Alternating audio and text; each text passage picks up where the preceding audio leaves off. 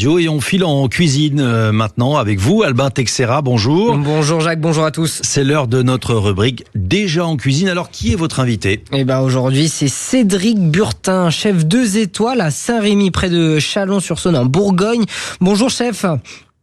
Bonjour. Alors, vous êtes déjà en cuisine, il est 9h41, vous êtes forcément en cuisine et vous souhaitez aujourd'hui nous parler d'un produit qui est chez vous, c'est l'écrevisse, c'est bien ça ?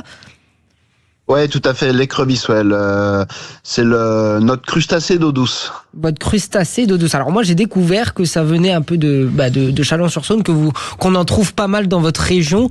Quand on dit écrevisse, généralement, on la cuisine de quelle manière ? La plus simple, par exemple ?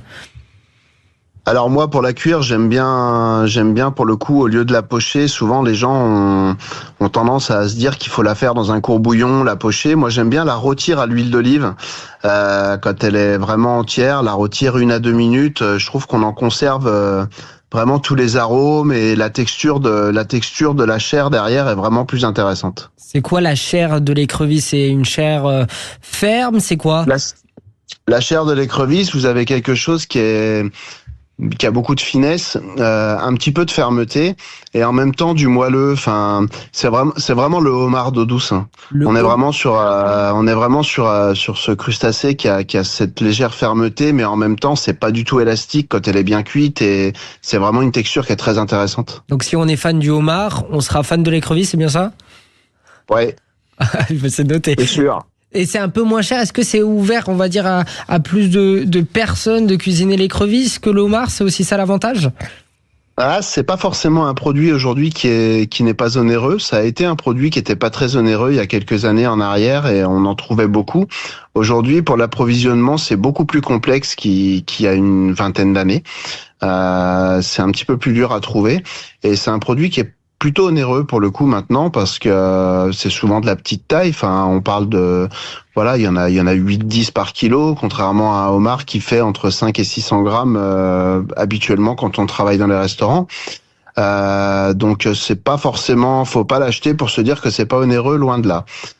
Maintenant c'est un autre parfum, je trouve qu'on voit vraiment le parfum qui est différent par rapport à un crustacé de mer. C'est quand vous allez réaliser la sauce avec les têtes, quand on réalise une bisque classique d'écrevisse, on n'est pas du tout sur les mêmes saveurs que sur une bisque de homard ou une bisque de langoustine. Alors Cédric Burtin, l'écrevisse c'est pas donné à tout le monde en termes de cuisson. Tout le monde ne peut. C'est plus facile pour le commun des mortels de cuisiner un crabe, d'autant qu'ils sont souvent cuits. On a juste à les acheter comme ça et à les manger froid avec une petite mayonnaise. Vous, donnez-nous un petit peu les différentes façons d'accommoder l'écrevisse et que vous proposez à la carte dans votre restaurant. Alors nous, on propose à la carte des choses qui sont plus complexes pour la maison. Par contre, c'est vrai que moi, je pense qu'aujourd'hui, pour vraiment découvrir l'écrevisse à la maison, faut faire un plat emblématique et traditionnel qui est le gratin de queue d'écrevisse, quoi. Gratin d'écrevisse. Vous arrivez à vous cuisez vos écrevisses. On réalise une sauce avec les têtes, une sauce classique sur une bisque légèrement crémée. Et ensuite, on va vraiment mettre dans un petit plat, c'est que d'écrevisses, arriver à recouvrir de sauce, bien la napper. On la passe un petit peu au four, que ça gratine légèrement. Et c'est vraiment, pour moi, c'est un plat traditionnel qui est indémodable parce que c'est plein de gourmandise. On prend beaucoup de plaisir à déguster ça et ça met vraiment en valeur le produit. Bon. Et on l'accompagne avec quoi, ce gratin d'écrevisses ? Avec une petite salade. Avec un bon vin de Bourgogne. Un bon vin de Bourgogne. Mais il s'est déjà mélangé puisque c'est un gratin. On est dedans. Bah oui, mais on peut prendre une petite salade à côté. Ah oui, salade à côté pour faire joli. Oui, moi j'adore les salades. Après, si vous voulez, ou alors si vous voulez jouer un peu sur le gratin, on peut faire une petite tombée d'épinards, de pousses d'épinards au beurre noisette au fond du gratin, voilà, pour histoire de. J'adore les termes utilisés par les chefs, la tombée d'épinards. La tombée d'épinards. Et toi tu dirais, moi je mets les épinards de côté, lui il te dit une tombée d'épinards. Tu sens déjà. C'est raffiné, j'en salive déjà.